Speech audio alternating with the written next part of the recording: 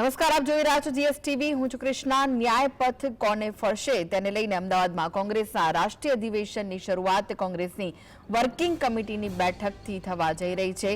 અમદાવાદમાં આજથી 2 દિવસીય કોંગ્રેસનું રાષ્ટ્રીય અધિવેશનની શરૂઆત થઈ છે. સરદાર પટેલ સ્મારક ખાતે કોંગ્રેસ વર્કિંગ કમિટીની બેઠકનું આયોજન કરવામાં આવ્યું છે, જેમાં કોંગ્રેસ અધ્યક્ષ મલ્લિકાર્જુન ખડગે, લોકસભામાં વિપક્ષના નેતા રાહુલ ગાંધી, સોનિયા ગાંધી સહિત કોંગ્રેસ વર્કિંગ કમિટીના 36 સભ્યો, કોંગ્રેસ વર્કિંગ કમિટીના 15 ખાસ આમંત્રિત સભ્યો, કોંગ્રેસ વર્કિંગ કમિટીના 30 કાયમી આમંત્રિત સભ્યો ઉપસ્થિત રહેવાના છે. 156 લોકોએ બેઠકમાં હાજરી આપી છે. સાંજે 5 વાગે ગાંધી આશ્રમ ખાતે પ્રાર્થના સભાનું પણ આયોજન કરવામાં આવ્યું છે. તો સીડબ્લ્યુસીની બેઠકમાં મહત્વપૂર્ણ મુદ્દા પર ચર્ચા વિચારણા કરવામાં આવશે.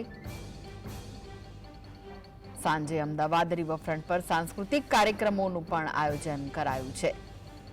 દેશભરમાંથી કોંગ્રેસના નેતાઓના ગુજરાતના અમદાવાદમાં ધામા છે. આ કાર્યક્રમથી ગુજરાત પ્રદેશ કોંગ્રેસમાં નવો પ્રાણ ફૂંકાશે, તેને લઈને આયોજન થયું છે. અમદાવાદમાં આજથી 2 દિવસીય કોંગ્રેસનું રાષ્ટ્રીય અધિવેશનનો પ્રારંભ થયો છે. હાલમાં સીડબ્લ્યુસીની બેઠક ચાલી રહી છે. સરદાર પટેલ સ્મારક ખાતે કોંગ્રેસ વર્કિંગ કમિટીની બેઠક કરવામાં આવી છે. આ બેઠક કેટલી ફળદાયી નીવડે છે તેના પર સૌની નજર છે. શું આ અધિવેશનથી ગુજરાત કોંગ્રેસમાં નવા પ્રાણ ફૂંકાશે તેને લઈને પણ તર્ક વિતર્ક સર્જાઈ રહ્યા છે. આ વિશે વધુ માહિતી માટે જોડાઈ ગયા છે સંવાદદાતા ધવલ. સીડબ્લ્યુસીની બેઠક શરૂ થઈ ચૂકી હશે, શું વિગતો મળી રહી છે? જી ચોક્કસથી સીડબ્લ્યુસીની બેઠક હવે થોડીક જ વારની અંદર શરૂ થશે. તમામ નેતા સૌ પ્રથમ ફોટો સેશન્સ કરશે અને ફોટો સેશન્સ કર્યા બાદ જે બેઠક છે તે બેઠકની શરૂઆત કરવામાં આવશે. બેઠકની શરૂઆત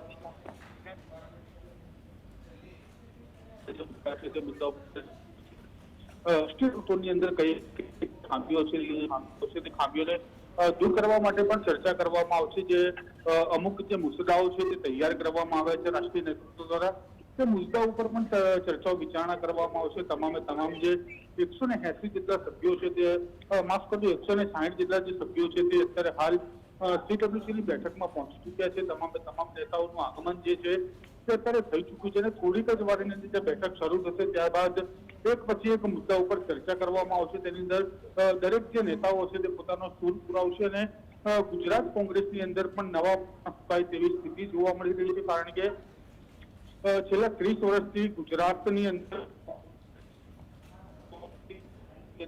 કયા પ્રકાર બનાવી, કયા પ્રકાર કરવામાં આવશે, કયા કારણો છે, જે કારણોથી ગુજરાતની અંદર કોંગ્રેસની સરકાર નથી બની રહી. જે રાહુલ ગાંધી 8મી માર્ચે પણ ગુજરાત આવ્યા હતા તે સમયે કહ્યું હતું કે કોંગ્રેસની અંદર કેટલાક વિભીષણ નેતાઓ છે જે ભાજપ સાથે મળીને કામ કરે છે, તેમને પણ દૂર કરવાની વાત છે તે કરવામાં આવી. તેને લઈને પણ ચર્ચા કરવામાં આવશે.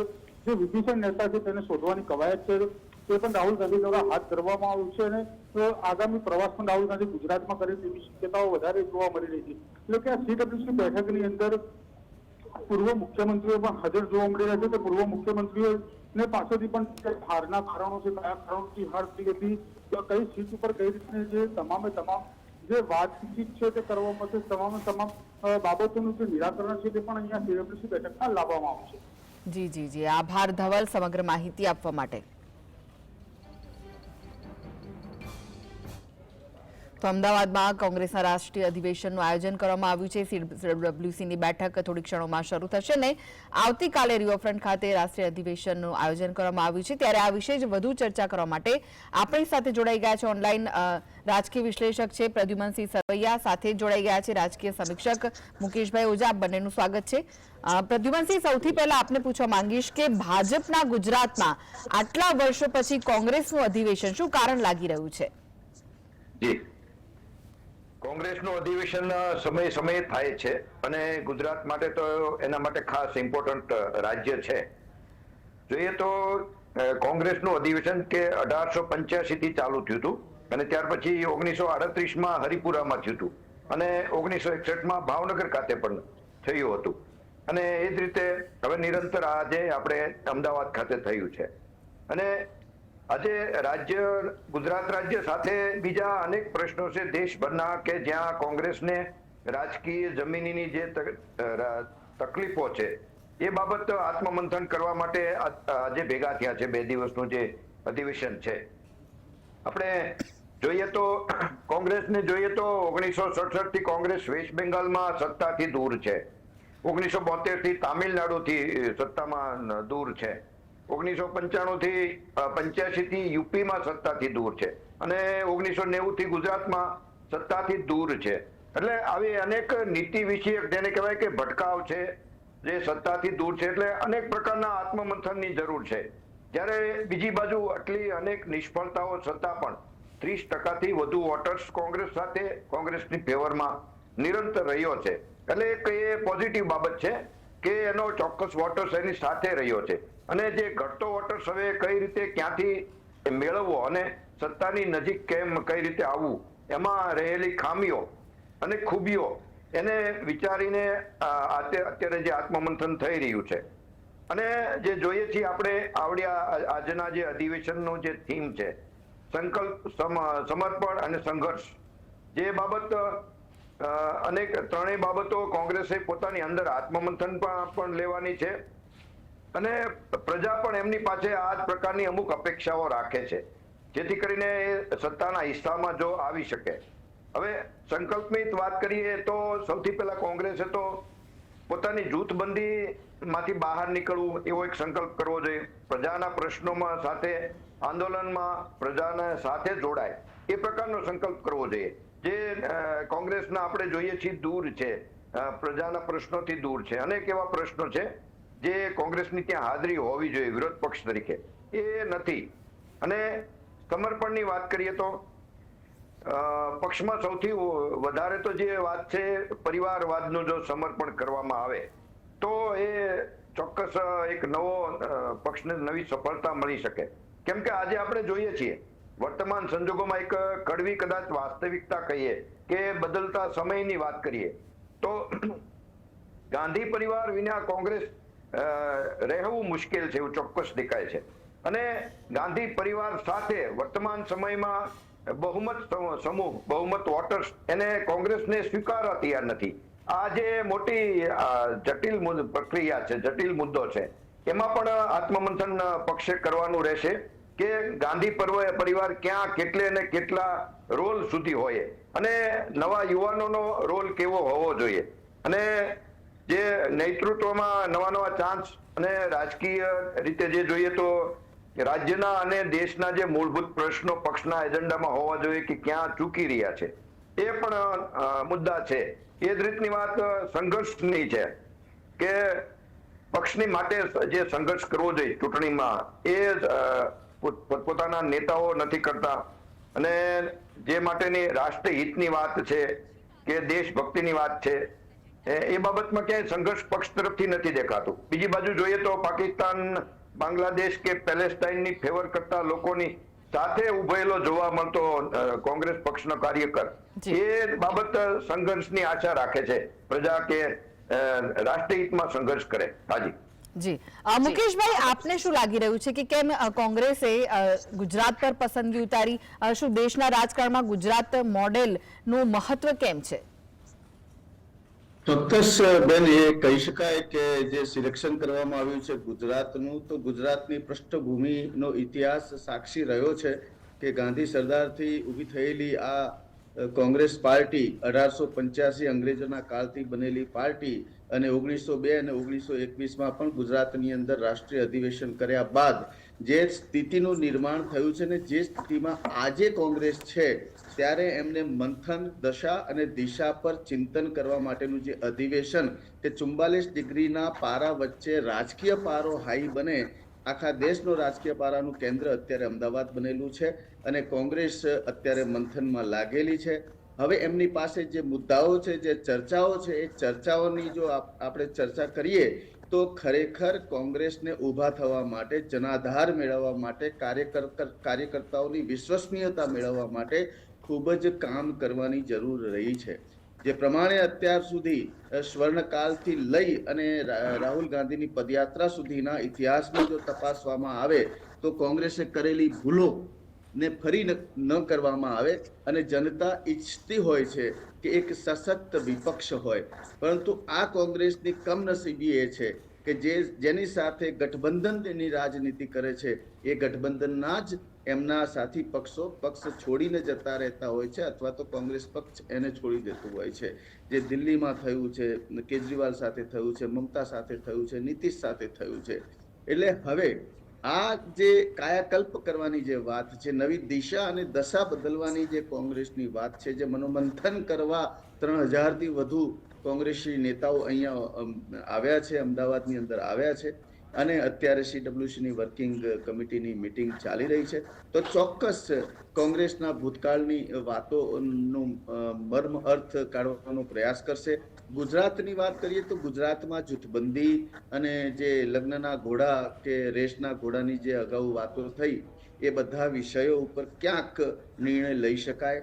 આગામી ચૂંટણીઓ આવવાની છે અને 2027ની અંદર જો કોંગ્રેસ ઈચ્છતી હોય કે ગુજરાતમાં કોંગ્રેસ કે સાથી પક્ષો સાથે સરકાર બની શકતી હોય તો એના માટેની જે ચર્ચા કરવાનું એમનો જે સૂત્ર છે એ અહીંયા આજની ચર્ચામાં કદાચ દેખાશે.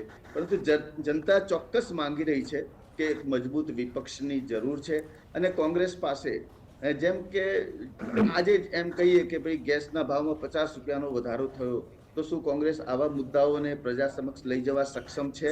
શું એમની પાસે એવા કાર્યકર્તાઓ છે કે જનતાની આગળ ઊભા થઈ શકે એમ છે? એટલે કોંગ્રેસની જે રાજ્ય લેવલની જે તકલીફો છે કે 15 દિવસમાં 10 દિવસમાં ઉમેદવારનું નામ નક્કી કરી દેવું, છેલ્લી ઘડીએ ઉમેદવારનું નામ નક્કી કરી દેવું, આ બધા નકારાત્મક પાસા છે. એ કોંગ્રેસના આંતરિક વર્તુળની અંદર ચર્ચાઈ રહ્યા છે કે જે શીર્ષ નેતૃત્વ જે પ્રમાણેનો નિર્ણય લે છે એ નિર્ણયથી કોંગ્રેસ પક્ષને ઘણું નુકસાન થતું હોય છે. એટલે જેમ નવી ટેકનોલોજી આવતી જાય છે, નવી વિચારધારા આવતી જાય છે, આજનો યુવાન એક નવો રસ્તો શોધી રહ્યો છે. આજનો યુવાન કેમ રાજકારણને પસંદ નથી કરતો, કેમ યુવાનોની કમી કોંગ્રેસની અંદર કમી દેખાઈ રહી છે, યુવાનો કેમ જે રીતે ભાજપમાં જોડાય છે એ રીતે કેમ કોંગ્રેસમાં નથી જોડાતા, જે રીતે ભાજપ વોશિંગ મશીન ચલાવે છે તો કોંગ્રેસ કેમ વોશિંગ મશીન નથી ચલાવતું. એટલે આ બધા એના જે જડના મૂળ છે એને તપાસવા કરશે. એ જૂની ઇમારત છે, જૂનો પાયો છે, 1885થી પાયો નાખેલો છે, એને માત્ર રંગ રોગન કરી અને ફરી તમે ચમકવા માંગશો તો અંદરના ગુણો નબળા પડેલા છે. અંદરના ગુણો ઉપર કામ કરવાની જરૂર છે કોંગ્રેસ પાર્ટીને, નહીં કે માત્ર રંગ રોગાન કરવા માટેની.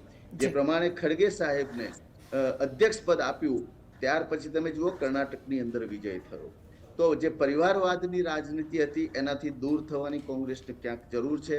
અને ન માત્ર ભારતીય જનતા પાર્ટીના કે બીજા અન્ય પક્ષોના જે સ્ટેટમેન્ટ આવતા હોય છે એના ઉપર રાજનીતિ કરવી એ કોંગ્રેસનું કાર્ય ન હોવું જોઈએ. કોંગ્રેસનું કાર્ય દેશની અને વિદેશની જે આંતરિક નીતિઓ છે, જે વિદેશ નીતિ છે કે દેશને લગતા જે સંવેદનશીલ પ્રશ્નો છે એવા પ્રશ્નો ઉપર એમને કામ કરવું પડશે, ધરાતલથી કામ કરવું પડશે. ત્યારે એક આ અધિવેશન જે છે એ સાચી દિશાની અંદર કરેલું ગણાશે. એટલે પહેલા તો પાર્ટીના નેતાઓના મનોબળને મજબૂત કરવાની જરૂર છે. કે ગુજરાતની અંદર જ આપણે જોઈએ છે કે ક્યાંક પોસ્ટરો લાગે છે તો અધ્યક્ષના પોસ્ટરો મિસિંગ દેખાતા હોય છે. તો એવી જગ્યા ઉપર જૂથવાદ ને ટાંકવો, પ્રાંતવાદ ને ટાંકવો, જાતિવાદ ઉપર જે કોંગ્રેસ વળગી રહી છે, મુસ્લિમ તુષ્ટિકરણ ઉપર જે કોંગ્રેસ વળગી રહી છે એની ઉપર ખુલ્લા પડવાની જરૂર છે. હમણાં જ વકફ બોર્ડની જે સંસદની ચર્ચા હતી ત્યારે પ્રિયંકા વાડ્રા પોતે ગેરહાજર રહી હતી. તો એ શું દર્શાવે છે? એક ક્યાંક મૂક મૌન પણ એક રાજનીતિનો અરીસો છે. એટલે એનાથી પણ પબ્લિકને, જનતાને ખબર પડતી હોય છે. તો આવા તથ્યો ઉપર આજે શું નિર્ણય લઈ શકે છે, શું નવી ભૂમિકા બની શકે છે, શું નવા આદેશ આવી શકે છે, કઈ રીતિથી કોંગ્રેસ પોતાને મજબૂત કરવા માંગે છે. તો આજની આ 2 દિવસના ચર્ચાના અંતે આપણે ફરી એકવાર ચર્ચા કરી શકીએ કે કોંગ્રેસની આવનારી નીતિ કેવી હશે. ન માત્ર બીજેપી કે RSSની નીતિઓને ખંડન કરવાથી કોંગ્રેસ મજબૂત નથી થવાનું, કે નાના ઇસ્યુઓને, લોકલના ઇસ્યુઓને લઈ અને તમે એક દિવસ દેખાવ કરીને પાછા બેસી જાઓ કે જે તમે ભાજપની સાથે સાંઠગાંઠથી હાથ મિલાવી અને પ્રજાને મૂર્ખ બનાવવાનો પ્રયત્ન કરતા હો તો પ્રજા સમજુ છે, જાણે છે અને હવે એ સ્વીકારવા યોગ્ય નથી. એટલે આવા જે સંદેશ ફેલાઈ ચૂક્યા છે પ્રજાના જનમતમાં, એ જનમતના આધારે કોંગ્રેસે ધરાતલ ઉપર રહી અને કામ કરવું પડશે. બેઠકની અધ્યક્ષતા ભલે મલ્લિકાર્જુન કરે, જી. પરંતુ સ્ટાર તો તમે રાહુલ ગાંધીને બતાવો છો, પ્રિયંકા વાડરાને આગળ કરી રહ્યા છો. જે સ્કેમ છે, જે સ્કેમના નામ છે, આમ તો 20, 22, 23 એવા જ નેતા છે કોંગ્રેસમાં જેને જૂના જોગી કહી શકીએ છીએ, પણ એમનું પ્રભુત્વ જળવાવું જોઈએ અને એમને એવી છૂટ પણ આપવામાં આવી જોઈએ. એટલે આખા દેશને જરૂર છે. એક પક્ષીય શાસન હોય તો એ સરમુખત્યાર તરફનું એક દોરી વલણ કહી શકાય. તો ત્યારે દેશની અંદર જ્યારે જૂનામાં જૂની જે પાર્ટી છે એ કોંગ્રેસ પાર્ટી છે, તો કોંગ્રેસ પાર્ટી વિચારધારાની જે ક્યાંક એ વિચારધારા ભૂલાઈ જતી હોય તો તેને પાછી લાવવાના પ્રયત્ન રૂપે આ અધિવેશન ઉપર કામ થવું જોઈએ એવી આપણી ઈચ્છા રાખી છે. જી જી. પ્રતિભાસિંહ, આપની પાસે આવવા માંગીશ કે જે રીતે ગુજરાતમાં કોંગ્રેસની સ્થિતિ કથળી છે, તે આ અધિવેશન પછી શું નવી શરૂઆત થશે ખરી? ગુજરાત કોંગ્રેસમાં નવા પ્રાણ ફૂંકાશે ખરા કે પછી હળી મળીને ખાઈ પીને પછી પાછા જે હતા એ તેના તે જ? જી, આપણે આશા રાખીએ કે એક પ્રકારનું આ સમુદ્ર મંથન છે, આત્મમંથન, એમાંથી કાંઈક તો કોંગ્રેસ નવું મેળવશે અને એને પોતે પોતાના રૂટીન વહીવટમાં, એડમિનિસ્ટ્રેશનમાં લેશે તો એને ચોક્કસ ફાયદો થશે. બાકી તો અત્યારે જોઈએ તો અનેક એવી બાબતો છે કે પાયામાં જાણે કે વૈચારિક રીતની કે અમુક રણનૈતિક ઉધઈ લાગી છે. એ ઉધઈને પણ દૂર કરવાની છે અને પૂરી બિલ્ડિંગને પણ રંગરોગાન કે નવો શેપ આપવાનો છે, એવી વાત છે. અને જે રીતે જોઈએ છીએ આપણે, હમણાં જે 99 સીટ સંસદમાં મળી, જે 50 થી ઉપરની સીટ હતી, મોટી સફળતા મળી હતી કોંગ્રેસને, અને એમાં કદાચ ઓવર કોન્ફિડન્ટ સાબિત થયા હોય એ રીતે. અને બીજેપીને જે 303 સીટમાંથી 240 સીટ મળી, એટલે બીજેપી તુરંત એલર્ટ થઈ ગઈ અને તુરંત જે એક્શન લીધા, પોતાની ભૂલો સુધારી અને રણનીતિક જે ફેરફાર કર્યા, અને પછી તુરંત જે વિધાનસભાઓ આવી એમાં મોટી સફળતા બીજેપીએ મેળવી. હરિયાણા છે, મહારાષ્ટ્ર છે, દિલ્હીમાં અને દિલ્હી વિધાનસભામાં છે. એ રીતના જે તુરંત જાગૃત થવું એ સૌથી મોટી જે કોઈ પણ રાજકીય પક્ષની પ્લસ પોઈન્ટ હોવો જોઈએ. એ કદાચ નથી, પરંતુ આજના અધિવેશનથી કદાચ થોડો નવો ચેન્જીસ આવે. પરંતુ જે ચેન્જીસ જરૂરી છે એ સૌથી વધારે તો શીર્ષ નેતૃત્વમાં સૌથી મોટા ફેરફાર કરવાની જરૂર છે. અને જિલ્લાથી લઈને પ્રદેશ કે કેન્દ્ર સુધીમાં જે જૂથવાદો છે એ કઈ રીતે દૂર થાય અને સંગઠિત થઈને કઈ રીતે લડી શકે. માત્ર એમનો જે નિશાન છે પંજો, એ પંજાના 5 આંગળા ભેગા કરીને મુઠ્ઠી બને અને જે શક્તિ ઊભી થાય છે, એવી શક્તિ પક્ષમાં કઈ રીતે ઊભી થાય એ જોવાનું છે. અને અનેક બાબતોમાં વૈચારિક રીતે જે છે, વૈચારિક નીતિ છે, અસમંજસમાં છે. ક્યાંક મુસ્લિમોનો, દલિત સમાજોનો ખુલ્લો આંધળો સપોર્ટ અને દલિત સમાજમાં ક્યાંક ને ક્યાંક વાદ વિવાદને વિખવાદ કરીને વોટ મેળવવાને પ્રયાસો, પરંતુ તેમ છતાં એમાં પૂર્ણ સફળતા નથી મળતી. જે રીતે હમણાં વકફમાં પણ જોયું કે જે મુશ્કેલ લાગતો પ્રશ્ન એ સંસદમાં અને રાજ્યસભામાં જે રીતે ઈજી રીતે પ્રસારિત થયો. એટલે રાષ્ટ્રહિતની વાત હોય એ બાબતમાં કોંગ્રેસ ક્યાંક ને ક્યાંક પોતે એનો ફાયદો નથી લઈ શકતો. એવો જ આ પ્રશ્ન જે છે રામ મંદિરનો, અયોધ્યાનો, જે રીતે રાજીવ ગાંધીના સમયે રામ મંદિરના સૌથી પહેલા દરવાજા કોંગ્રેસના રાજ્યમાં ખુલ્યા હતા અને એનો પહેલો પથ્થર મુકાયો તો કોંગ્રેસના રાજ્યમાં રામ મંદિરનો. અને જે બાબરી મસ્જિદ પડી ત્યારે પણ નરસિંહ રાવની સરકાર હતી. આ બધા દરેક બાબતોને પોતાના ફાયદામાં, પોતાની ફેવરમાં લેવામાં અસમંજસમાં પડેલો કોંગ્રેસ, એની જે નબળાઈ જોઈને બીજેપીએ એનો ફાયદો ઉપાડ્યો હતો. અને 1989માં બીજેપીએ રામ મંદિરને પોતાનો મુખ્ય મુદ્દો તરીકે લીધો હતો અને એને અત્યાર સુધીની આજની આપણે સફળતા જોઈએ છીએ. એટલે જે કોઈ મુદ્દાને ત્વરિત રીતે કઈ રીતે મૂકવો એ સૌથી મોટી વાત છે. અને વાત કરીએ તો મૂળભૂત જે મુદ્દાઓ છે અત્યારે, ભય, ભૂખ ને ભ્રષ્ટાચાર, આપણે ગુજરાતના જ મુદ્દા જોઈએ, ખેડૂતોના જોઈએ, એમએસએમઈના અનેક પ્રશ્નો છે, શિક્ષણ મોંઘું છે, આરોગ્યની હાલત ઘણી જગ્યાએ કથળેલી છે. આ દરેક બાબતોમાં કોંગ્રેસની હાજરી ક્યાંય નથી, જેને પોતે રોડ ઉપર હોવો જોઈએ એ નથી. એવી અનેક બાબતો ભૂલ કરે છે ગઠબંધનમાં, ક્યારે ક્યાં ગઠબંધન કરવું અને ક્યારે ના કરવું. એટલે કોંગ્રેસ માટે ઘણી એવી બાબતો ચેલેન્જિંગ છે રાષ્ટ્ર લેવલે પ્રાદેશિક પક્ષો સાથે કઈ સ્થિતિમાં બેસવું અથવા તો ના બેસવું અને કઈ રીતે સફળતા મેળવવી, એ અનેક બાબતો છે. અને ગુજરાતમાં ખાસ તો 16 સીટો અત્યારે છે, જે એક સમયે 76 સીટ મેળવવામાં સફળ થયું, એ અત્યારે છેલ્લે 16 છે અને એમાંથી પણ 4 MLA નીકળી ગયા, એટલે 12 સીટ છે. એ 50 સીટ સુધી પણ કઈ રીતે પહોંચવું, એ સૌથી મોટું એને રણનીતિ તૈયાર કરવાનો મેઇન તો એજન્ડા રહેશે. હાજી જી મુકેશભાઈ, જે રીતની હાલત ગુજરાતમાં કોંગ્રેસની છે તે રીતની દેશમાં પણ જોઈ શકાય છે. દેશમાં અનેક એવા રાજ્યો છે જ્યાં કોંગ્રેસ અસ્તિત્વ માટે લડાઈ લડી રહી છે. શું લાગી રહ્યું છે કે આ રાષ્ટ્રીય અધિવેશનથી કોંગ્રેસની જે રાષ્ટ્રીય છબી છે તેને ફાયદો થશે? જોયું કે કાશ્મીરમાંથી ગુલામ નબી આઝાદ જે રીતે અલગ થયા, શશી થરૂર જે પ્રમાણેના સ્ટેટમેન્ટ આપી રહ્યા છે, અને જે પ્રમાણે ફાયદાની રાજનીતિ કે ક્યાંક હોય અને પક્ષ બદલુની જે રાજનીતિ છે એના ઉપર કોંગ્રેસે ખૂબ જ કામ કરવું પડશે.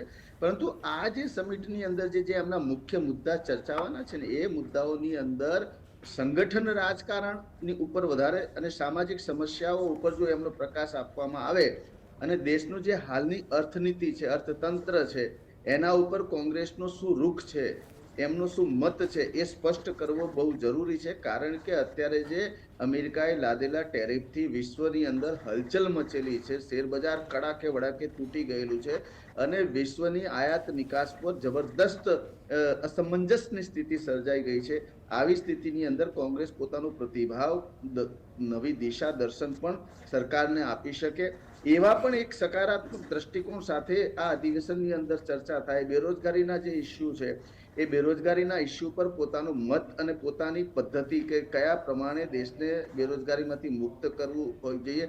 માત્ર વિરોધની રાજનીતિથી રાજકારણ ગરમાતું નથી, પરંતુ એક રાજકીય પક્ષ તરીકે પોતાની ભૂમિકા અદા કરવા માટેના જે દ્રષ્ટિકોણ છે એ પણ દર્શાવવા એટલા જ જરૂર છે. ખેડૂતોના પ્રશ્નો આપણે જોઈ રહ્યા છીએ કે બીજેપી RSSની જે તુષ્ટિકરણની નીતિ ઉપર એમની જે વાત છે, અત્યારે જ વકફ બોર્ડના જે ઇસ્યુ ચાલી રહ્યા છે, એટલે ક્યાંક છે ને એ સ્પષ્ટતાવાદી કોંગ્રેસ રહ્યું નથી. એને કારણે એમને ક્યાંક ને ક્યાંક પબ્લિક અસમંજસમાં રહેતી હોય છે કે કોંગ્રેસ પોતાનો સ્પષ્ટ વ્યૂ કેમ નથી આપતી. એટલે અને બીજું કે જે ગઠબંધન ઉપર એમની પકડ જે હતી, એ પકડ કરતા બીજા પક્ષોની પકડ વધી ગઈ છે. જેમ કે બંગાળમાં જોઈએ તો મમતાની પકડ વધી ગઈ છે, દિલ્હીમાં એક વખત કેજરીવાલની પકડ થઈ રહી છે. એટલે આજે ગુજરાતની અંદર તો એમને એટલો સારો મહત્વનો ચાન્સ એ છે કે એમની પાસે બીજો કોઈ પક્ષ સાથે નથી. એટલે ભાજપ અને કોંગ્રેસ જ્યારે બે પક્ષની જ ગુજરાત સરકાર બનાવી શકતી હોય તો ત્યારે એમની પાસે મજબૂત સોર્સ છે. આ જ્યારે સમજાયું છે ત્યારે જ આ અધિવેશન અમદાવાદની અંદર, ગુજરાતની અંદર રાખવામાં આવ્યું છે. કારણ કે જે પ્રમાણે યુપીમાં સનાતનની લહેર ચાલી, હિન્દુત્વની લહેર ચાલી, એની અંદર કોંગ્રેસ ક્યાંક પાછળ રહ્યું.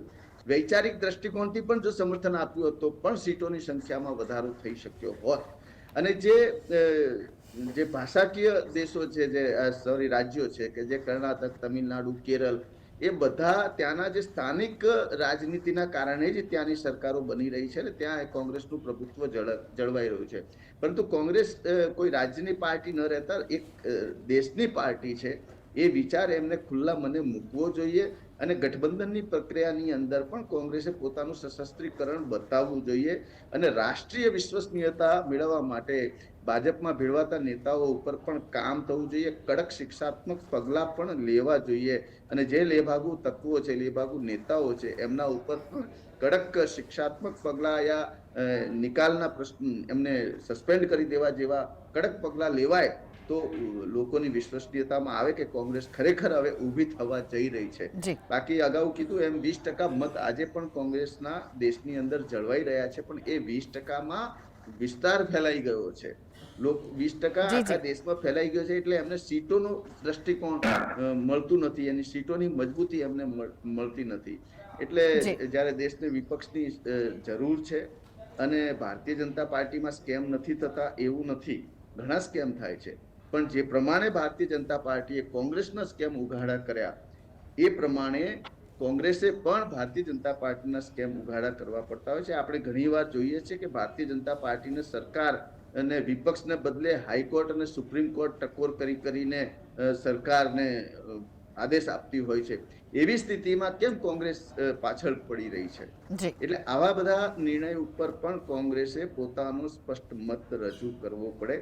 અને જે પ્રમાણે ગુજરાતની અંદર આટલી ગરમીની અંદર એક રાજકીય ગરમી પેદા કરવા માટેના જે પ્રયાસો થઈ રહ્યા છે, દેશના વિવિધ પ્રદેશોમાંથી જે નેતાઓ આવી રહ્યા છે, તો તેમના પણ પ્રશ્નો મૂકશે.